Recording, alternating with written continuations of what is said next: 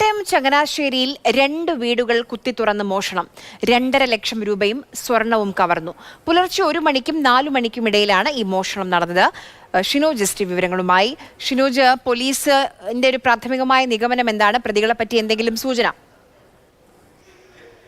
ആര്യ, ചങ്ങനാശ്ശേരി പാറൽപ്പള്ളിക്ക് സമീപം ക്രൈസ്റ്റ് നഗറിൽ വാടകയ്ക്ക് താമസിക്കുന്ന ജോസി വർഗീസിന്റെ വീട്ടിലാണ് ഇന്നലെ രാത്രി 1 മണിക്കും 4 മണിക്കും ഇടയിൽ മോഷണം നടന്നത്. ജോസിയുടെ ഭാര്യ സൗമ്യ അടുത്ത ദിവസങ്ങളിൽ വിദേശത്തേക്ക് പോകാൻ ടിക്കറ്റ് എടുക്കാൻ വേണ്ടി കരുതി വെച്ചിരുന്ന 2.5 ലക്ഷം രൂപയും കുറച്ച് 1.5 പവനിലേറെ വരുന്ന സ്വർണ്ണാഭരണങ്ങളുമാണ് നഷ്ടപ്പെട്ടത്.